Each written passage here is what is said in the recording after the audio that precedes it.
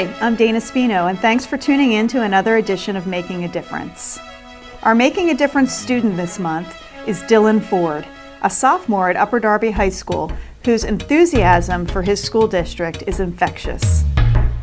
I'm Dylan Ford. I'm a sophomore at Upper Darby High School. He's a very unique individual. He was well-spoken. He had very strong opinions. He was always engaged in class. I never had to get on him about learning. It was just, hey, I need you to do this, and it was done. He's now very, very outgoing. He's very energetic, and it's kind of infectious. He was not just a leader by telling people what to do, but more by demonstrating what to do. All through his middle school career, Dylan was involved in almost every club that he could be. There's just so much to do, and I just had so much free time on my hands. I just kind of said, why not? He was involved in everything musical. He was in the musicals from the time he was in 6th grade. In his last year, he was Captain Hook in Peter Pan. In middle school, they wanted to give you like a taste of everything. He started off as just, I'm interested in marching band. It seems really cool.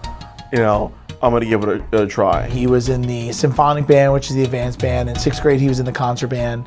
He would often play for orchestra if I needed percussionists. Once I got to the middle school, Mr. Merzak, he really kind of pushed me to keep going. I remember the first time I met him, I knew instantly he just had a ton of energy, kind of came in as a percussionist, sticks flying, was just really interested in everything. And when he kind of started getting a taste of, you know, the fact that, well, if I practice, I can be pretty good at this, I think that really kind of fed into him and made him want to be even better. He showed me all the videos from the old indoor drum lines here at the high school and all like awesome bands, and I just kind of really wanted to be a part of that. It's easy for middle school students to just kind of get boxed into like what happens in these four walls, and he was not at all. He was very much outside of it, looking for like the next level thing. He was just more interested in the instrumental aspect than, you know, the choral and the acting. I just always had fun playing music, honestly. It's relaxing. Like, it's fun to learn, and it's just fun to play. So he's been part of the indoor drum line, he's part of the marching band. Again, he's my drum major this past season. It was fun, I'm not gonna lie. It was a little weird, but it was a fun experience. Usually I would have drum majors that were more upperclassmen, like seniors and juniors. The fact that, you know, as a sophomore, Dylan was asked to be drum major is definitely a testament to his talent and his love for the group and desire of wanting to be a leader. It was hard at sometimes, like, getting respect from other band members was pretty hard, but overall, it was just a fun experience with them. He just wants to be where he feels the most challenged, where he feels he's the most useful. I think that's really what he wants to do, is just lead. He comes in the room, he knows what he needs to do, he knows where he needs to be, he knows how to go about the process to get things done. He's not one to just kind of sit back and wait to get his question answered. He'll happily throw a hand up or blurt out sometimes. I'd rather have something said than just have it just pass by. If he didn't understand something, he was the type of kid who would send me an email, and he did that often, and he was probably the only 7th grader I ever had who did that. I like to communicate to like teachers and people about like how I'm feeling and like what's going on here. That's like another main reason why I'm on like the leadership committee that meets with the superintendent. We just talk about our feelings about what's in the school district and like what we can do about it. I just think it's good to let them know how I'm feeling and how like the students in general are feeling too. Dylan truly loves and wants to be involved in the community aspect of Upper Darby. Whenever they have community days here, I just like to help out, because if the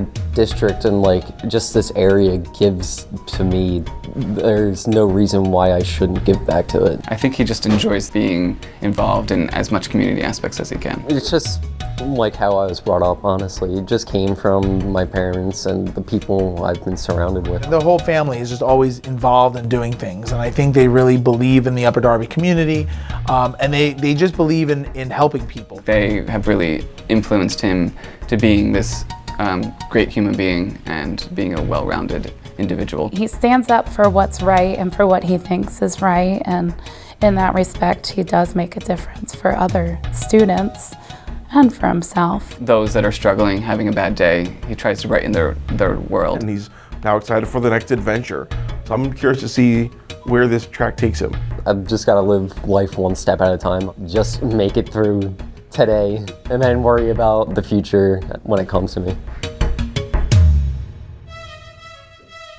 Thank you, Dylan, for your commitment to the Upper Darby School District community.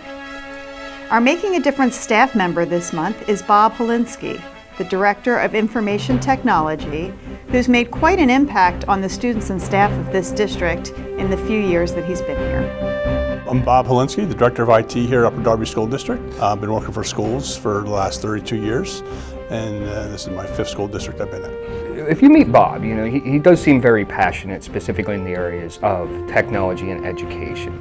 He has a strong belief in the concept that technology, especially now more than ever before, is a critical part for instructional learning. We touch every department in the school district, from nurses to transportation to facilities, into the classroom. He really is instrumental in coordinating the district, coordinating our teams, working with the schools, their principal, the staff. We have in the district right now over 7,000 devices. We have 14 buildings.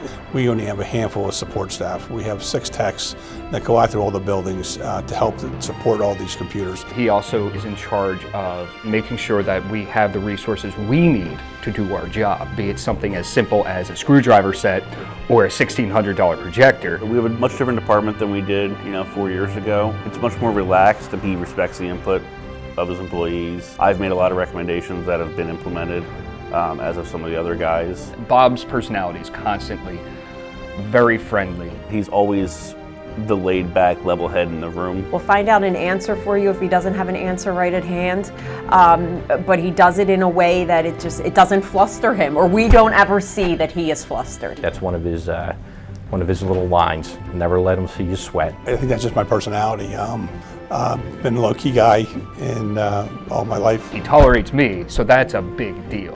And having that calm voice in your ear sometimes is very helpful when there is, I figured it was a fire in one of the buildings. If I talk terms of bits and megabits and those kinds of things, you lost people right away. So you got to bring it down and say, okay, this is what we need to do. We give documentation sometimes with pictures and arrows, and listen to them. And what are you doing? What do you want to do? How do you want to do it?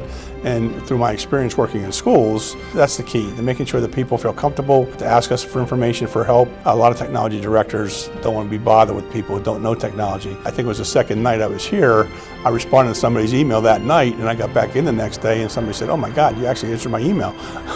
And they said that didn't happen in the past. And I think that's one of the things that gets lost a lot of times in IT departments, and I think that starts at the top most of the time. And fixing it also starts at the top. Upper Darby was set in their ways with some old-fashioned processes and procedures.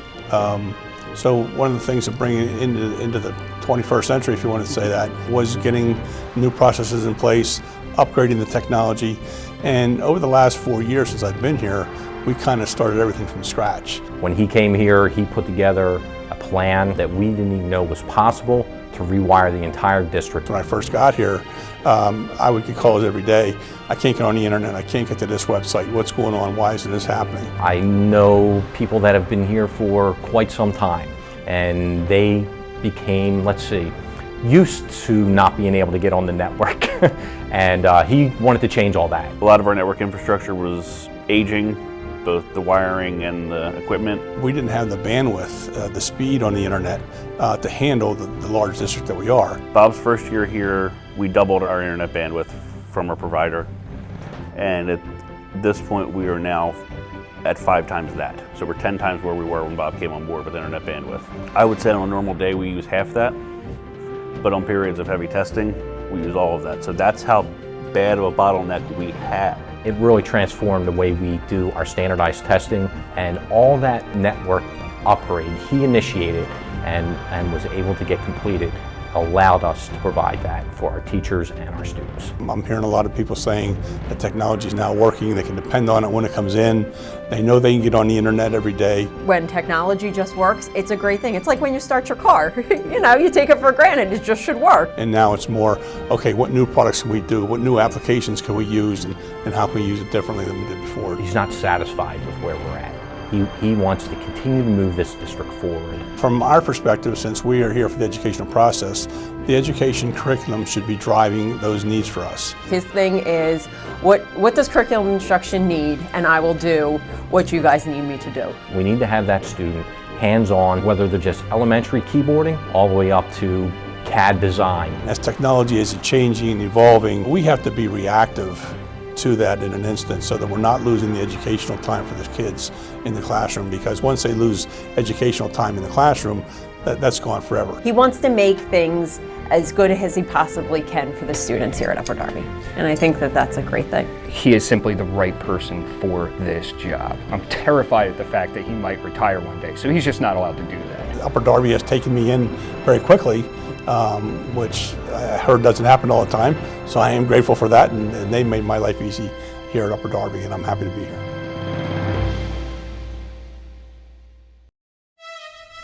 Thank you, Bob. The district is a better place with you in it.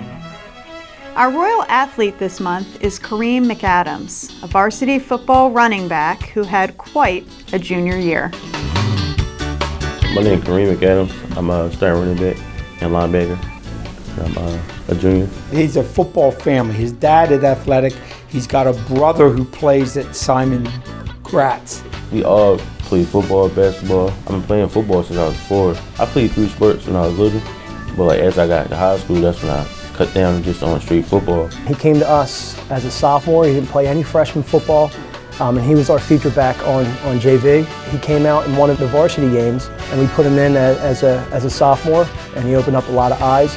He broke like a 65-yard touchdown and knocked a couple people over, and our eyes lit up. We're like, all right, we got to get this guy more carries. I'm basically like one of the key players because besides the quarterback, I'm the one that control the offense too by running, blocking. I do a lot of stuff as much as the quarterback does. When people get hit, they just stop.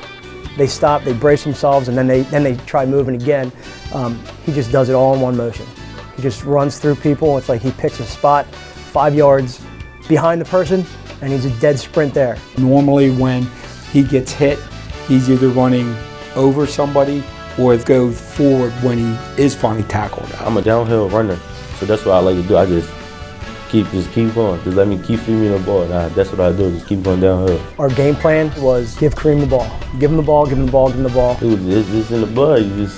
I'm a dog, so you keep pounding, that's what I'm gonna do. Just keep going, get back up and try again. He gets up, he doesn't get upset. He doesn't say much, but he just works and works and works and works. Last year, I was a real quiet person.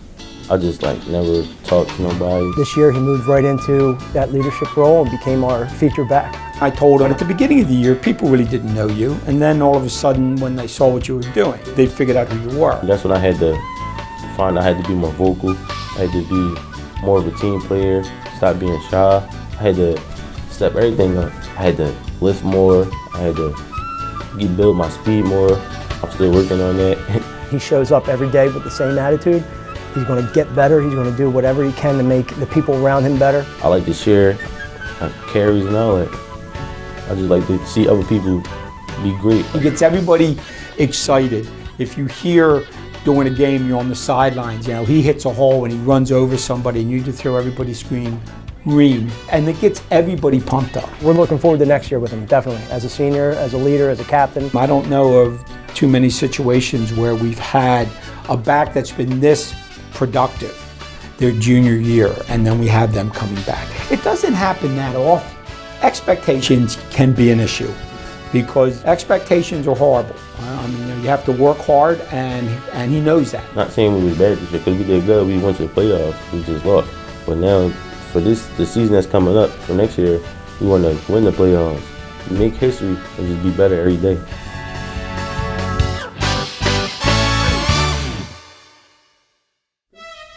Great job, Kareem. We can't wait to see what your senior season holds. And congratulations on making the All-Delco first team. And thank you for watching another edition of Making a Difference. Tune in next month as we'll highlight 3 more exceptional people in the Upper Darby School District.